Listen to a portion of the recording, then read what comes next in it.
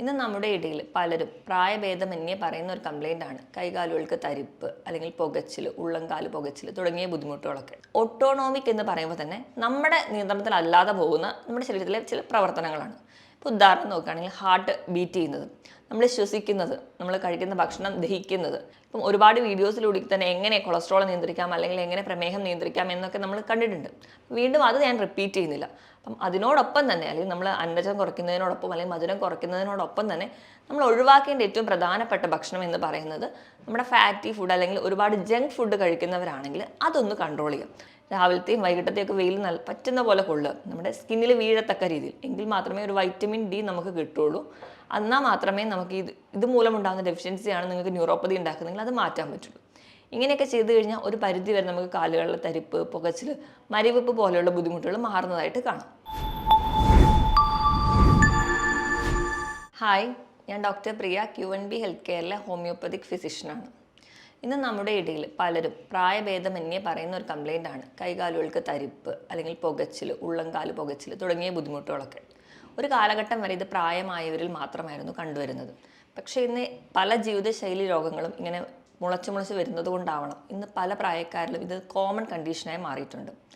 എന്തുകൊണ്ടാണ് ഈ കൈകാലുകൾക്ക് തരിപ്പ് അല്ലെങ്കിൽ മരവിപ്പ് പോലെയുള്ള ബുദ്ധിമുട്ടുകൾ ഉണ്ടാവുന്നതെന്ന് നമുക്ക് നോക്കാം.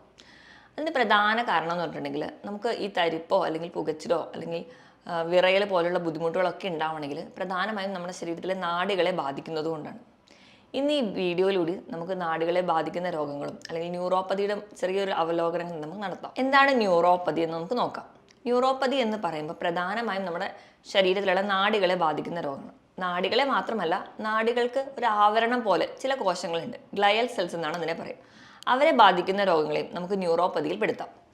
നമ്മുടെ ശരീരത്തിൽ ഏകദേശം 7 ട്രില്യണോളം നാഡികളുണ്ട്. അതായത് പലതരത്തിലുള്ള നാഡികളുണ്ട്. നമ്മുടെ ശരീരത്തിലെ ഓരോ മെസ്സേജുകളും അടുത്തൊരു കോശങ്ങളിലേക്കോ അല്ലെങ്കിൽ മറ്റൊരു അവയവങ്ങളിലേക്കോ പാസ് ചെയ്യുന്നതൊക്കെ ഈ നാഡികളിലൂടെയാണ്. നമ്മുടെ ശരീരത്തിലെ എല്ലാ ഭാഗങ്ങളിലേക്കും ഈ നാഡികൾ സ്പ്രെഡ് ചെയ്തിട്ടുണ്ട്. ഇങ്ങനെ പലതരത്തിലുള്ള ന്യൂറോപ്പതികളാണ് ഇന്ന് നമ്മൾ കാണുന്നത്. അത് നമുക്ക് പല കാരണങ്ങൾ കൊണ്ടുണ്ടാവുന്നുണ്ട്. ആദ്യം നമുക്ക് എന്തൊക്കെ കാരണങ്ങൾ കൊണ്ടാണ് പ്രധാനമായും ന്യൂറോപ്പതി ഉണ്ടാവുന്നത് നോക്കാം. ഒരു പരിധി വരെ പ്രായമാകുമ്പോൾ നമുക്കറിയാം നമ്മുടെ കോശങ്ങളും നമ്മുടെ ശരീരത്തിലെ പല അവയവങ്ങളും അല്ലെങ്കിൽ നമ്മുടെ ശരീരത്തിലെ നാഡികളും ഒക്കെ ഒരു വെയർ ആൻഡ് ടിയർ, അതായത് തേയ്മാനവും അതുകൊണ്ടുണ്ടാകുന്ന പല ഡീജനറേഷൻസും കാണാറുണ്ട്. അതിൻ്റെ ഭാഗമായിട്ട് ഒരു പരിധി വരെ നാഡികൾ സംബന്ധിക്കുന്ന രോഗങ്ങൾ ഉണ്ടാവാറുണ്ട്. ഇത് കൂടാതെ തന്നെ നമ്മുടെ ജീവിതശൈലി രോഗങ്ങളായ പ്രമേഹം അല്ലെങ്കിൽ ഉയർന്ന രക്തസമ്മർദ്ദം അല്ലെങ്കിൽ കൊളസ്ട്രോൾ കൂടി നിൽക്കുന്ന കണ്ടീഷനിലൊക്കെ ആ ഒരു നാഡികളുടെ പ്രവർത്തനം കൃത്യമായി നടക്കാതെ വരുന്നു. അതിൻ്റെ ഭാഗമായിട്ട് നമുക്ക് ഈ തരത്തിൽ തരിപ്പോ മരവിപ്പോ പോലെയുള്ള ബുദ്ധിമുട്ടുകൾ ഉണ്ടാവുന്നത്. ഇത് കൂടാതെ പോഷകാഹാരത്തിൻ്റെ കുറവ് മൂലം പ്രധാനമായിട്ടും നമ്മൾ പറയുകയാണെങ്കിൽ വൈറ്റമിൻ B12 കുറവുണ്ട്, അല്ലെങ്കിൽ വൈറ്റമിൻ D അതുപോലെ തന്നെ വളരെ പ്രധാനപ്പെട്ട ഒന്നാണ്. അവയുടെയൊക്കെ കുറവ് മൂലം നമുക്കിന്ന് ഒരുപാട് പേർക്കും കാലുകൾക്ക് തരിപ്പ് അല്ലെങ്കിൽ ഇങ്ങനെ നാഡി സംബന്ധമായ രോഗങ്ങൾ ഉണ്ടാകുന്നുണ്ട്. ഇത് കൂടാതെ ചില ഇൻഫെക്ഷൻസ്, ഇപ്പോൾ നമുക്കൊരു TB പോലെയുള്ള കണ്ടീഷൻസിലോ അല്ലെങ്കിൽ ക്യാൻസറിൻ്റെ ചില ലുക്കീമിയ, മൈലോമ പോലെയുള്ള കണ്ടീഷൻസിലോ, അതുകൂടാതെ തന്നെ ഇപ്പോൾ നമുക്ക് ഏതെങ്കിലും ഒരു മുറിവോ അല്ലെങ്കിൽ ഒരു ആക്സിഡൻ്റ് ഒക്കെ ഉണ്ടായിട്ട് നമ്മുടെ നാഡികൾക്ക് പെട്ടെന്ന് പൊട്ടിപ്പോവുക അല്ലെങ്കിൽ നാഡികൾക്ക് ക്ഷതം വരിക, ഇങ്ങനത്തെയുള്ള കണ്ടീഷൻസിലൊക്കെ നമുക്ക് നാഡികളെ സംബന്ധിക്കുന്ന രോഗങ്ങൾ കാണാറുണ്ട്. ഏറ്റവും കൂടുതൽ പക്ഷേ നമ്മൾ കാണുന്നത് ഡയബറ്റിക് ന്യൂറോപ്പതിയാണ്, അതായത് പ്രമേഹം അൺകൺട്രോൾഡ് ആയിട്ട് വരുമ്പോൾ ഉണ്ടാകുന്നതാണ്. ഇത് കൂടാതെ തന്നെ ഏതെങ്കിലും ഒരു ഭാഗത്തേക്കുള്ള നാഡികൾ മുറിഞ്ഞു പോവുക അല്ലെങ്കിൽ അവർക്ക് പെട്ടെന്ന് ഉണ്ടാകുന്ന ചില രോഗങ്ങൾ, ചില പനിയോ അല്ലെങ്കിൽ ചില വൈറൽ ഇൻഫെക്ഷൻസ് ഒക്കെ വന്നു കഴിഞ്ഞ് കഴിഞ്ഞാൽ അതിൻ്റെ ഒരു ആഫ്റ്റർ ഇഫക്ട്സ് ആയിട്ടും നമുക്ക് ഇങ്ങനെ ന്യൂറോപ്പതി കാണിക്കാറുണ്ട്. ഇത് കൂടാതെ തന്നെ മദ്യപാനം, പുകവലി പോലെയുള്ള ശീലങ്ങളുണ്ടെങ്കിൽ നമുക്കറിയാം കൃത്യമായിട്ട് നമ്മുടെ കോശങ്ങൾക്കോ അല്ലെങ്കിൽ നാഡികൾക്കോ പ്രവർത്തിക്കാൻ പറ്റില്ല. കാരണം ഇവയിലുണ്ടാകുന്ന ഈ ടോക്സിക് മെറ്റീരിയൽസ് കൃത്യമായിട്ട് അവരുടെ പ്രവർത്തനം നടത്താൻ സമ്മതിക്കില്ല. അതിൻ്റെ ഭാഗമായിട്ട് നമുക്ക് കാലുകൾക്ക് തരിപ്പ്, മരവിപ്പ് അല്ലെങ്കിൽ ഇങ്ങനെ പലതരത്തിലുള്ള ന്യൂറോപ്പതിയുടെ ലക്ഷണങ്ങൾ കാണിക്കാറുണ്ട്. ഇതിനോടൊപ്പം തന്നെ ചില വാദസംബന്ധമായ രോഗങ്ങൾ, ഇപ്പം ആമവാദം പോലെയുള്ള അല്ലെങ്കിൽ SLE പോലെയുള്ള കണ്ടീഷൻ ഉള്ളവർക്ക് ചില മരുന്നുകൾ കണ്ടിന്യൂസ് ആയിട്ട് ഉപയോഗിക്കുന്നതിൻ്റെ ഒരു സൈഡ് എഫക്റ്റ് ആയിട്ട് ഇവയിൽ ഒക്കെ ഈ ഒരു നാഡികളുടെ രോഗങ്ങൾ ഉണ്ടാവുന്നതായിട്ട് നമുക്ക് കാണാം. പ്രധാനമായിട്ടും ഈ ഒരു ന്യൂറോപ്പതിയെ നമ്മൾ 4ആയിട്ടാണ് ഡിവൈഡ് ചെയ്തിരിക്കുന്നത്. 4 ഏതൊക്കെയാണെന്ന് നോക്കിക്കഴിഞ്ഞാൽ peripheral neuropathy, autonomic neuropathy, focal neuropathy and cranial neuropathy. അത് നമുക്ക് പെരിഫറൽ ന്യൂറോപ്പതി എന്താണെന്ന് നോക്കാം. പെരിഫറൽ ന്യൂറോപ്പതി എന്ന് പറയുമ്പോൾ നമുക്കറിയാം നമ്മുടെ ഒരു നാഡീ വ്യവസ്ഥ എന്ന് പറയുമ്പോൾ നമ്മുടെ തലച്ചോറിൽ നിന്ന് ഉണ്ടാവുന്ന ഒരുപാട് ചെറിയ ചെറിയ നാഡികൾ ഉണ്ടാവാം. അതിൽ നിന്ന് താഴേക്ക് വരുമ്പോൾ നമ്മുടെ തലച്ചോറിൻ്റെ താഴേക്ക് കണ്ടിന്യൂ ചെയ്തുമ്പോൾ സുഷുമ്ന നാഡി ഉണ്ട്. അത് നമ്മുടെ കശേരുകളുടെ ഇടയിലൂടെ ഇങ്ങനെ പാസ് ചെയ്ത് നമ്മുടെ ശരീരത്തിൻ്റെ മറ്റ് പല അവയവങ്ങളിലേക്കും നമ്മുടെ ശരീരത്തിൻ്റെ വിരൽ തുമ്പിലേക്കും കാലിൻ്റെ തുമ്പിലേക്ക് വരെ സ്പ്രെഡ് ചെയ്ത് പോകുന്നുണ്ട്. അപ്പോൾ ഈ സുഷുമ്ന നാഡിയിലേക്ക് വരുന്ന ഈ ഒറിജിൻ ചെയ്യുന്ന ഈ ഒരു ബ്രാഞ്ച് അല്ലെങ്കിൽ ഈ ഒരു കൂട്ടമാണ് പെരിഫറൽ നെർവ്സ് എന്ന് പറയും. ഇവയ്ക്ക് എന്തെങ്കിലും ഒരു രോഗം സംബന്ധിച്ചാൽ അത് നമുക്ക് നാഡികൾ കശേരികൾക്കോ അല്ലെങ്കിൽ നമ്മുടെ ഡിസ്കുകൾക്ക് കംപ്ലയിൻറ്റ്സ് ആയാലാവാം, അല്ലെങ്കിൽ ഈ നാഡികൾക്ക് തന്നെ എന്തെങ്കിലും പ്രശ്നങ്ങൾ വന്നാലോ, അല്ലെങ്കിൽ നമുക്കറിയാം ഈ വെർട്ടിബ്രൽ കംപ്രഷൻ കൊണ്ടോ അങ്ങനത്തെ പല കണ്ടീഷൻസ് കൊണ്ട് ഉണ്ടാവുന്ന ഒരു ഗ്രൂപ്പ് ഓഫ് ന്യൂറോപ്പതിക്കൽ കണ്ടീഷൻസ് ആണ് പെരിഫറൽ ന്യൂറോപ്പതി എന്ന് പറയുക. ഈ പെരിഫറൽ ന്യൂറോപ്പതി എന്ന് പറയുമ്പോൾ നമ്മൾ ഒരുപാട് കേസിലും കാണുന്നൊരു സിംറ്റംസ് ഒക്കെയാണ് ഇവരും പ്രസൻറ്റ് ചെയ്യുക. തുടക്കം എപ്പോഴും മിക്കവാറും കേസിലും കാലിലായിരിക്കും. കാലിൽ അവർ പറയാറുണ്ട് കാലിൽ തരിപ്പുണ്ട്, പെരുപ്പുണ്ട്, പുകച്ചിൽ അനുഭവപ്പെടുന്നു, ഉള്ളം കാലിന് പുകച്ചിൽ, അവർ പല രീതിയിലുള്ള സെൻസേഷൻ. ഇത് നമ്മൾ ആ ഒരു ആദ്യത്തെ സ്റ്റേജിൽ തരിപ്പോ പെരുപ്പോ ഒന്നും വലിയ കാര്യമാക്കി എടുക്കില്ല.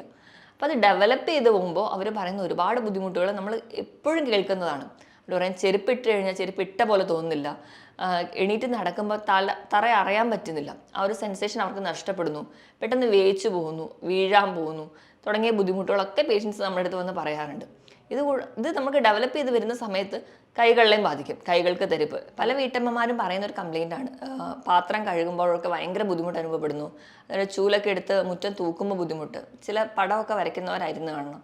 മുൻപ് കാലത്തൊക്കെ നല്ലപോലെ പടം വരച്ചിരുന്ന ഒരാൾക്കാണ് ചിലപ്പം കൈകൾക്ക് വിറ തുടങ്ങിയിട്ട് പടം വരയ്ക്കാൻ പറ്റുന്നില്ല, ഒന്ന് പേര് പോലും എഴുതാൻ പറ്റാത്ത കണ്ടീഷൻസ്.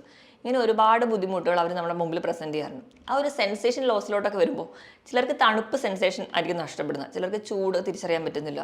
ചെറിയ ചൂടിലൊക്കെ അവർക്ക് വലിയ പ്രശ്നമില്ലാത്ത രീതിയിലായിരിക്കും അവർക്ക് അനുഭവപ്പെടുക.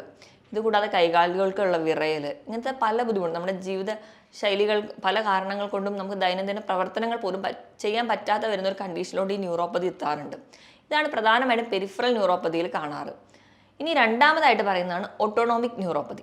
ഓട്ടോണോമിക് എന്ന് പറയുമ്പോൾ തന്നെ നമ്മുടെ നിയന്ത്രണത്തിലല്ലാതെ പോകുന്ന നമ്മുടെ ശരീരത്തിലെ ചില പ്രവർത്തനങ്ങളാണ്. ഇപ്പോൾ ഉദാഹരണം നോക്കുകയാണെങ്കിൽ ഹാർട്ട് ബീറ്റ് ചെയ്യുന്നത്, നമ്മൾ ശ്വസിക്കുന്നത്, നമ്മൾ കഴിക്കുന്ന ഭക്ഷണം ദഹിക്കുന്നത്. നമ്മൾ ഭക്ഷണം കഴിക്കുമ്പോൾ നമ്മൾ അറിയും, പക്ഷെ ദഹിക്കുന്നത് നമ്മൾ അറിയുന്നില്ല. ഇങ്ങനെ നമ്മുടെ നിയന്ത്രണത്തിലല്ലാതെ പോകുന്ന പ്രവർത്തനങ്ങളെയാണ് നമ്മൾ ഓട്ടോണോമിക് എന്ന് പറയാറ്. അപ്പോൾ ഇങ്ങനെയുള്ള ചില പ്രവർത്തനങ്ങളെ ബാധിക്കുന്ന ഒരു ന്യൂറോപ്പതി ഗ്രൂപ്പിനെയാണ് നമ്മൾ ഓട്ടോണോമിക് ന്യൂറോപ്പതി എന്ന് പറയുക. അതിൽ ആദ്യം തന്നെ വരുന്നത് ചിലപ്പം നമ്മുടെ ചുണ്ട് വായൊക്കെ പെട്ടെന്ന് ഉണങ്ങുന്ന പോലെ, നാക്കൊക്കെ വരളുന്ന പോലെ തോന്നാം. നമ്മൾ ഭക്ഷണമൊക്കെ നല്ലപോലെ കഴിച്ചാലും ആ ഒരു ഡൈജഷൻ പ്രോപ്പറായിട്ട് നടക്കില്ല. അതിൻ്റെ ഭാഗമായിട്ട് മലബന്ധം, ചിലർക്കാണെങ്കിൽ വയറിളക്കമായിട്ട് പ്രസൻറ്റ് ചെയ്യുന്നതാണ്. അല്ലാതെ ഗ്യാസിൻ്റെ ബുദ്ധിമുട്ടായിട്ട് ചിലർക്ക് പ്രസൻറ്റ് ചെയ്യും, കാരണം ആ ഒരു ദഹന പ്രക്രിയ കൃത്യമായിട്ട് നടക്കാത്തതുകൊണ്ട്. ഇതല്ലാതെ തന്നെ അവർക്ക് വരാം ഹാർട്ട് ബീറ്റിലുള്ള വേരിയേഷൻസ് വരാം, ശ്വസിക്കുമ്പോൾ ഉള്ള ബുദ്ധിമുട്ട്, കിതപ്പ് അല്ലെങ്കിൽ നെഞ്ചിടിപ്പ് കൂടുതലായിട്ട് തോന്നുക, ഇങ്ങനത്തെയുള്ള പല ലക്ഷണങ്ങളും ഇവരിൽ പ്രസൻറ്റ് ചെയ്യുന്നത് കാണാം. ഇതോടൊപ്പം തന്നെ നമുക്ക് പ്രായമായവരിൽ കാണുന്ന ഒരുപാട് ലക്ഷണങ്ങൾ ഇവിടെ കാണാറുണ്ട്. ചിലപ്പോൾ നമ്മൾ ഇരിക്കുന്നിടത്ത് എണീക്കാൻ പോകുമ്പോൾ വീഴാൻ പോവുക, അല്ലെങ്കിൽ നമ്മൾ എണീറ്റ് നടന്നു പോയി മുഖം കഴുകാൻ പോകുമ്പോൾ ആ ഒരു ജോയിൻറ്റിൻ്റെ ആ ഒരു പൊസിഷൻ നഷ്ടപ്പെടുക, ആ ഒരു സെൻസേഷൻ നഷ്ടപ്പെടുന്നതിൻ്റെ ഭാഗമായിട്ട് പെട്ടെന്ന് വീഴാൻ പോവുക. ചിലപ്പോൾ നമുക്ക് തന്നെ ആ ഒരു കോർഡിനേഷൻ നഷ്ടപ്പെടുന്നതുകൊണ്ട് നമ്മുടെ ഷർട്ടിൻ്റെ തന്നെ ബട്ടൺസ് ഇടാൻ ബുദ്ധിമുട്ട് തോന്നുക. അങ്ങനെ ബേസിക് ആയിട്ട് നമുക്ക് ചെയ്യാൻ പറ്റുന്ന പല കാര്യങ്ങളും ഇപ്പം അൺകൺട്രോളബിളായി പോവുക. അങ്ങനെയുള്ള ചില ലക്ഷണങ്ങളാണ് ഈ ഓട്ടോണോമിക് ന്യൂറോപ്പതിയിൽ കാണാറ്. ഇതല്ലാതെ മൂന്നാമത്തെ ടൈപ്പാണ് ഫോക്കൽ ന്യൂറോപ്പതി. ഫോക്കൽ ന്യൂറോപ്പതി എന്ന് പറഞ്ഞാൽ നമ്മുടെ ശരീരത്തിൽ ഏതെങ്കിലും ഒരു ഭാഗത്തെ ഒരു നാഡീരെ മാത്രം ബാധിക്കുന്നതാണ് ഫോക്കൽ ന്യൂറോപ്പതി.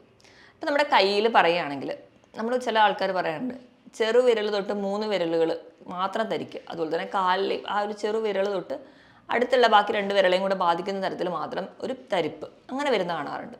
അത് ചിലപ്പോൾ നമ്മുടെ കയ്യിലെ ഏതെങ്കിലും ഒരു നാടുകളെ മാത്രം ബാധിക്കുന്നുണ്ടാണ്. ചിലപ്പോൾ അതിന് കാർപ്പൽ ടണൽ സിൻഡ്രോം എന്നൊക്കെയാണ് നമ്മൾ പറയാറ്. ഇങ്ങനെയുള്ളൊരു സിംറ്റംസ് ഒക്കെയായിട്ട് ഒരുപാട് പേര് പ്രസൻറ്റ് ചെയ്യാറുണ്ട്. ഇതല്ലാതെ തന്നെ നമുക്ക് ഏതെങ്കിലും ഒരു ഇഞ്ചുറി അല്ലെങ്കിൽ ഒരു ആക്സിഡൻ്റ് ഒക്കെ പറ്റിയിട്ട് നമ്മുടെ കാലിൽ ഒരു നാടി അല്ലെങ്കിൽ ഒരു നാടിക്ക് മാത്രം മുറിവ് വരിക, അല്ലെങ്കിൽ കയ്യിൽ എവിടെയായാലും ആ ഒരു ഭാഗത്തേക്ക് മാത്രം ഒരു സെൻസേഷൻ നഷ്ടപ്പെടുക, അല്ലെങ്കിൽ അവിടേക്ക് മാത്രം ഒന്നും അറിയാത്ത പോലെ തോന്നുക. ഈ ഒരു കണ്ടീഷനെ നമ്മൾ ഫോക്കൽ ന്യൂറോപ്പതി എന്ന് പറയും. പിന്നെ ക്രേനിയൽ ന്യൂറോപ്പതി, കൂടുതലും തലച്ചോറുമായി ബന്ധപ്പെട്ട കണ്ടീഷൻസാണ് ഇവർ പ്രസൻറ്റ് ചെയ്യാറ്. ക്രേനിയൽ ന്യൂറോപ്പതിയിൽ കൂടുതലും നമ്മുടെ തലച്ചോറിൽ നിന്ന് ഉത്ഭവിക്കുന്ന നാഡികൾക്ക് സംബന്ധിക്കുന്ന എന്തെങ്കിലും രോഗങ്ങളാവാം. അതിപ്പം ഇത് മാത്രമല്ല നമ്മുടെ മറ്റ് ജീവിതശൈലി രോഗങ്ങൾ കൊണ്ടും ഇങ്ങനെ വരാം. ഈ ഒരു കണ്ടീഷനാണ് നമ്മൾ ക്രേനിയൽ ന്യൂറോപ്പതിയിലോട്ട് പെടുന്നത്. ഇതൊക്കെയാണ് പ്രധാനമായും ന്യൂറോപ്പതിനെ ഡിവൈഡ് ചെയ്തിരിക്കുന്നത്. ഇതിൽ ഏറ്റവും കൂടുതൽ നമ്മുടെ അടുത്ത് വരുന്ന ആൾക്കാർ കാണിക്കുന്ന ഒന്നെന്ന് പറഞ്ഞാൽ ഡയബറ്റിക് ന്യൂറോപ്പതിയാണ്. അതായത് പ്രമേഹം കൺട്രോൾ അല്ലാതെ പോകുന്ന കണ്ടീഷനിൽ നമ്മൾ തുടക്കത്തിൽ തന്നെ ചികിത്സിക്കാതിരിക്കുക, അല്ലെങ്കിൽ ചികിത്സിച്ചില്ലെങ്കിൽ പോലും പ്രമേഹം ഉണ്ടെന്ന് അറിഞ്ഞാൽ പോലും ഭക്ഷണം നിയന്ത്രിക്കാതിരിക്കുക, അല്ലെങ്കിൽ വേണ്ട രീതിയിലൊരു ഒരു ലൈഫ് സ്റ്റൈൽ മോഡിഫിക്കേഷൻ ഒന്നും ചെയ്തിട്ടില്ലെങ്കിൽ അതുമൂലം ഉണ്ടാവുന്ന ന്യൂറോപ്പതിനെയാണ് നമ്മൾ ഡയബറ്റിക് ന്യൂറോപ്പതി എന്ന് പറയും. ഡയബറ്റിസ് അഡ്വാൻസ് ചെയ്ത് പോകുന്ന കണ്ടീഷൻസിൽ ഈ പ്രമേഹം അല്ലെങ്കിൽ നമ്മുടെ ഗ്ലൂക്കോസ് മോളിക്യൂൾസ് നമ്മുടെ നാഡികളിലും നമ്മുടെ രക്തക്കുഴലിലൊക്കെ ബാധിക്കുന്നതിൻ്റെ ഭാഗമായിട്ടാണ് ഈ ഡയബറ്റിക് ന്യൂറോപ്പതി വരും. ഡയബറ്റിക് ന്യൂറോപ്പതിയിലും ആദ്യം തന്നെ പേഷ്യൻസ് മിക്കവാറും പറയുന്നത് കാലുകൾക്ക് തരിപ്പായിട്ട്, കാലിൻ്റെ വിരലുകൾക്ക് തരിപ്പ്, അതായത് തണുപ്പടിക്കുമ്പോൾ ഭയങ്കര ബുദ്ധിമുട്ടാണ് ഡോക്ടറെ എന്നൊക്കെ പറയുന്ന ഒരുപാട് കണ്ടീഷൻസ് നമ്മൾ കാണാറുണ്ട്. ഇതുകൂടാതെ കൈകാലുകളിൽ മാത്രമല്ല, നമുക്ക് ആ ഒരു സെൻസേഷൻ നഷ്ടപ്പെടുന്നു. ചിലർക്ക് ചൂടറിയുന്നില്ല, തണുപ്പ് അറിയുന്നില്ല, ഇങ്ങനെയൊക്കെ വരുന്നു. ചിലപ്പോൾ ഒരു മുറിവുണ്ടായാൽ പോലും വേദന അറിയുന്നില്ല. അതായത് എല്ലാ തരത്തിലുള്ള സെൻസേഷൻസും അവർക്ക് നഷ്ടപ്പെട്ടിട്ടുണ്ടാവും. അതുകൊണ്ട് തന്നെ ഈ മുറിവ് അവർ അറിയാതെ പോകുന്നതിൻ്റെ ഭാഗമായിട്ട് ചിലപ്പോൾ ഇതൊരു വ്രണം, ചെറിയൊരു വ്രണമായിരുന്നു, അത് ചിലപ്പോൾ അൾസറായി മാറിയിട്ടുണ്ടാവും. അങ്ങനെ അൾസർ കൂടി വരുന്ന കണ്ടീഷൻസിലൊക്കെയാണ് ചിലപ്പോൾ നമ്മൾ കാലിലാണ് കൂടുതൽ നമുക്ക് മുറിവുകൾ വരുന്നതും. നമ്മൾ ചെരുപ്പിടുമ്പോൾ ഒക്കെ ആ ഒരു ബുദ്ധിമുട്ടുള്ളതുകൊണ്ട് ചിലപ്പോൾ ചെരുപ്പിടാതെ നടക്കും. അതൊക്കെ ഒരു ഡയബറ്റിക് ഫൂട്ടിലോട്ട് വരുന്നുണ്ട്. അങ്ങനെ നമ്മുടെ കാലിലെ വിരലോ അല്ലെങ്കിൽ കാലോ തന്നെ മുറിച്ച് മാറ്റുന്ന ഒരുപാട് കണ്ടീഷൻസ് നമ്മുടെ ചുറ്റിലുമുണ്ട്. നമ്മൾ ശ്രദ്ധിക്കാതെ പോകുന്നതുകൊണ്ട് ഉണ്ടാവുന്ന ഒരു കണ്ടീഷനാണ്, അല്ലെങ്കിൽ പ്രമേഹം നിയന്ത്രിക്കാതെ പോകുമ്പോൾ ഉണ്ടാകുന്ന ഒരു കോംപ്ലിക്കേഷൻ മാത്രമാണ് ഡയബറ്റിക് ന്യൂറോപ്പതി. അപ്പോൾ ഇങ്ങനെ എന്താ പറയുക, പ്രമേഹമൊക്കെ ഉണ്ടെങ്കിൽ അല്ലെങ്കിൽ പാരമ്പര്യമായിട്ട് പ്രമേഹം ഉണ്ടെങ്കിൽ നമ്മൾ ചെയ്യേണ്ടത് എന്താണെന്ന് വെച്ചിട്ടുണ്ടെങ്കിൽ, നമ്മൾ വർഷത്തിലൊരിക്കലെങ്കിലും ഇങ്ങനെ ഒരു ന്യൂറോപ്പതിക് ടെസ്റ്റുകളൊക്കെ ചെയ്യുക. നമ്മുടെ കാലുകളൊക്കെ എന്നും വൈകുന്നേരം കുളിക്കുന്നതിന് മുൻപായിട്ട് തന്നെ പരിശോധിക്കുക, എന്തെങ്കിലും മുറിവുകളൊക്കെ ഉണ്ടോ. ചിലപ്പോൾ നമുക്ക് വേദന അറിയുന്നില്ലാത്തത് കൊണ്ട് നമ്മൾ ശ്രദ്ധിക്കപ്പെടാതെ പോകുന്നതാവാം. നമ്മുടെ വീട്ടിൽ ഓരോരുത്തർക്ക് ആർക്കെങ്കിലും ഒരാൾക്ക് പ്രമേഹമുണ്ട്, അച്ഛനോ അമ്മയ്ക്കോ പ്രമേഹമുണ്ടെങ്കിൽ കുട്ടികൾ തന്നെ ശ്രദ്ധിക്കണം. എന്താ അവരുടെ കാലിൽ മുറിവുകളൊക്കെ ഉണ്ടോ എന്ന് നോക്കിയിട്ട് വേണം അവരെ സംരക്ഷിക്കാൻ. എങ്കിൽ മാത്രമേ ഈ ഒരു കോംപ്ലിക്കേഷനിലോട്ട് പോവാതിരിക്കുകയുള്ളൂ.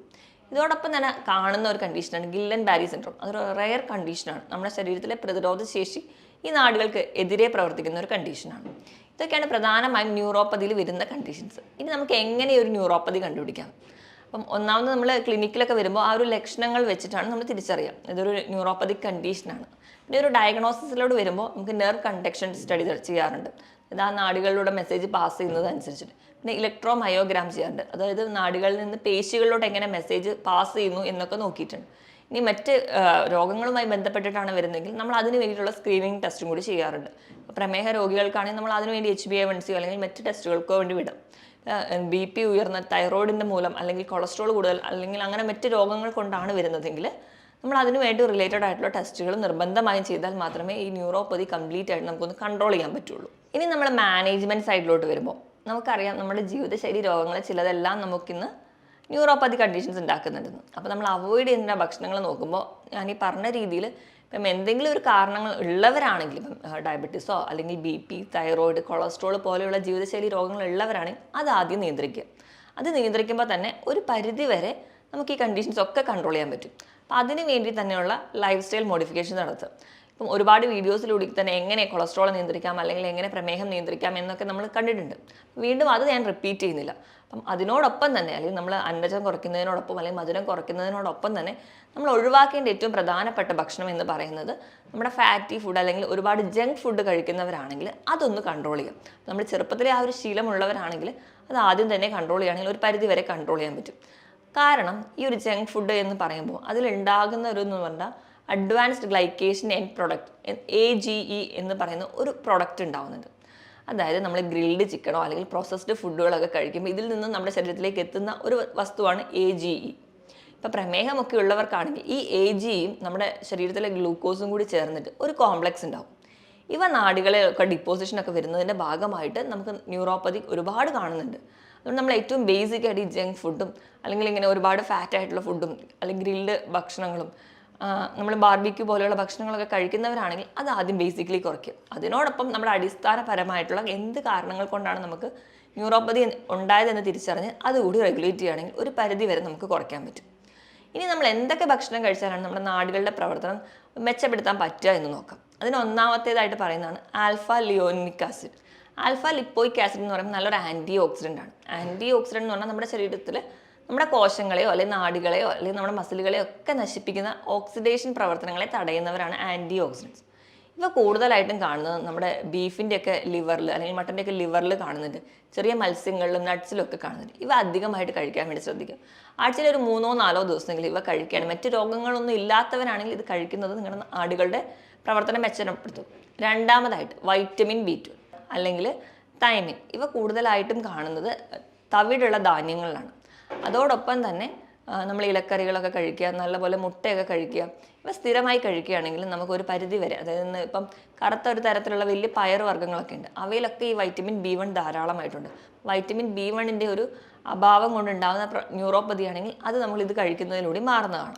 മൂന്നാമതായിട്ട് നമ്മൾ കഴിക്കുന്നത് കോഡ് ലിവർ ഓയിൽ. അപ്പം നമ്മൾ കോഡ് ലിവർ ഓയിൽ കൂടുതലായിട്ടും ഉള്ളത് നമുക്കറിയാം ചെറിയ മത്സ്യങ്ങളിലാണ്. ഒമേഗ 3 ഫാറ്റി ആസിഡ്സ് പോലെയുള്ള മത്സ്യങ്ങൾ, അതായത് മത്തി, നെത്തോലി, അയല പോലെയുള്ള മത്സ്യങ്ങളുണ്ട്. അപ്പം മീൻ കഴിക്കാത്തവരാണെങ്കിൽ നിങ്ങൾക്ക് ഫിഷ് കോഡ് ലിവർ ഓയിലായിട്ട് വാങ്ങിച്ച് കഴിക്കാം. ഇതൊക്കെ കഴിക്കുകയാണെങ്കിലും ഒരു പരിധി വരെ നമ്മുടെ നെർവിൻ്റെ ആരോഗ്യം നമുക്ക് മെച്ചപ്പെടുത്താൻ പറ്റും. ഇനി നാലാമതായിട്ട് നമുക്ക് നമ്മുടെ ശരീരത്തിൽ നല്ലൊരു ആൻറ്റി ഓക്സിഡൻസ് അല്ലെങ്കിൽ ആൻറ്റി ഇൻഫ്ലമേറ്ററി ആണ് കുർക്കുർമിൻ, നമ്മളെ മഞ്ഞളിലുള്ള വസ്തു. അപ്പോൾ നമ്മൾ കഴിക്കുന്ന ഭക്ഷണത്തിലൊക്കെ ഒരു തരി മഞ്ഞൾ ചേർക്കുകയാണെങ്കിൽ, ഇപ്പോൾ നമ്മൾ ഭക്ഷണത്തിലൂടെ മഞ്ഞൾ ചേർക്കുന്ന പോലെ നമുക്ക് നെല്ലിക്കയൊക്കെ അടിച്ച് ജ്യൂസായിട്ട് എടുക്കുമ്പോൾ അതിലൊരു നുള്ളു മഞ്ഞളൊക്കെ ഇട്ട് കഴിക്കുക, പാലിൽ ചിലരാണെങ്കിൽ മഞ്ഞളിട്ട് കഴിക്കുക. ഇവയൊക്കെ ചെല്ലുമ്പോൾ നമ്മുടെ ശരീരത്തിലെ അല്ലെങ്കിൽ നമ്മുടെ നാടുകളിലെയും കോശങ്ങളിലൊക്കെ ഉണ്ടാകുന്ന നീർക്കെട്ട് മാറുന്നതായിട്ട് കാണും. കുർക്കുമിൻ നല്ലൊരു ഓപ്ഷനാണ്. അടുത്തതായിട്ട് സിങ്ക് സ്ഥിരമായിട്ട് കഴിക്കണമെങ്കിൽ അതും നമുക്ക് നാടുകളിലെ പ്രവർത്തനം മെച്ചപ്പെടുത്തും.